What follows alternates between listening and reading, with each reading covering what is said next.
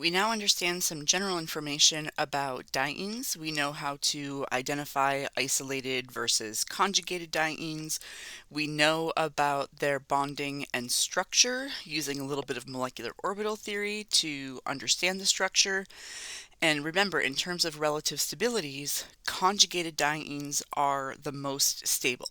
Conjugated dienes are more stable than isolated dienes, and we saw that in terms of the bonding and structure because we have an extended pi system that gives us delocalization of electrons, and delocalization of electrons gives us greater stability.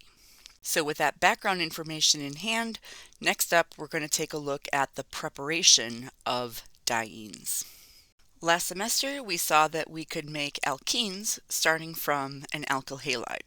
So this was a little bit in chapter 8, but a lot more information in chapter 11. So for example, if we have an alkyl halide and we treat it with a strong base, such as an alkoxide, that is going to lead to elimination. So it proceeds through an E2 mechanism if we're using a strong base. And think about what's happening. This is a beta elimination because a hydrogen and a halogen are lost from adjacent carbons. So if the alkoxide acts as a base, grabs off one of these protons, these electrons can form the double bond while pushing away the halogen as a leaving group. E2 means it is a concerted reaction. If our alkyl halide is tertiary or secondary, then using any strong base will give E2 elimination in preference over substitution. If it is a primary alkyl halide, then a small alkoxide will give substitution, not the elimination that we want. So in that case, we would want to use a bulky alkoxide, such as T-butoxide. We also talked about regioselectivity. So if we have the possibility of making the alkene at different locations, then we apply Zaitsev's rule, which tells us that the more substituted alkene will be the major product. Okay, the more substituted alkene is the major product because the transition state leading to it will be a little bit lower in energy, which makes it easier to form. There's also an issue of stereoselectivity where trans alkenes are preferred over cis alkenes. Now let's take this information and apply it to dienes. So if we start out with a compound that has an alkene and it is an alkyl halide, well, in this case we have a primary alkyl halide, and so if we want to do elimination, we need to use a bulky base, so we can use T-butoxide, and that is going to pull off one of these hydrogens, allowing these electrons to fold in here, pushing away the bromine as a leaving group, giving us this product. So 1,4-pentadiene, and in this case we are making an isolated diene. In our next example, this one is a secondary alkyl halide, so we can still use T-butoxide, but we could use something smaller. We could probably use methoxide, that's just fine. But notice we have two sets of hydrogens that we could remove. So I mentioned beta elimination. If we call this our alpha position, so where the functional group is connected is our alpha position, we have a beta position, and over here another beta position. I should have made that a different color, so let's do it this way. So if we lose a hydrogen from the green beta, then that is going to give us the same as above, 1,4-pentadiene.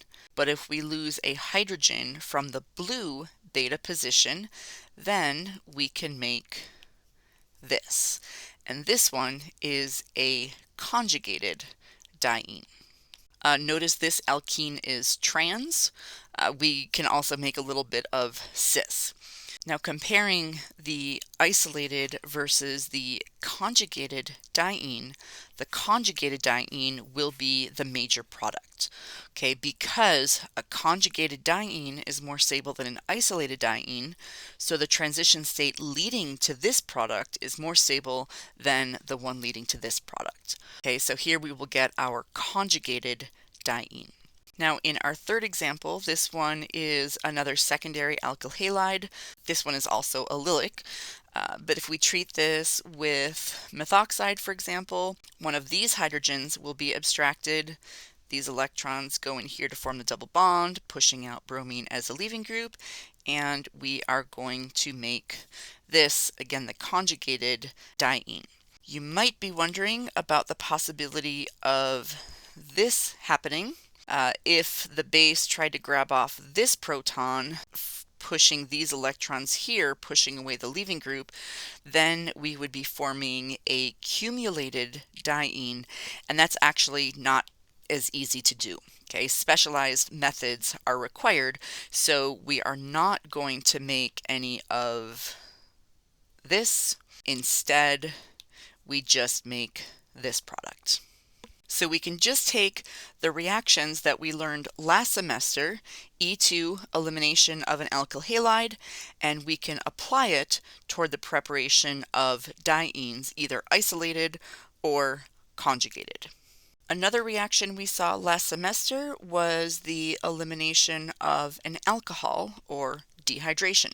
So if we have an alcohol and it's treated with a strong acid such as sulfuric acid, it's probably got to be heated up, then this will lead to elimination.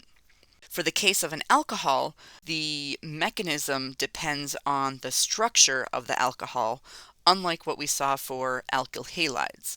So a tertiary or secondary alcohol will undergo E1 elimination, so it'll go through a carbocation, and a primary alcohol will undergo E2 elimination.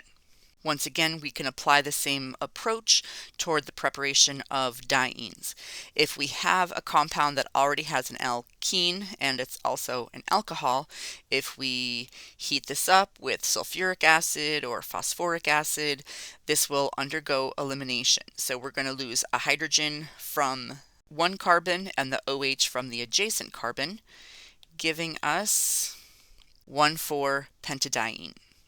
In this case, same conditions.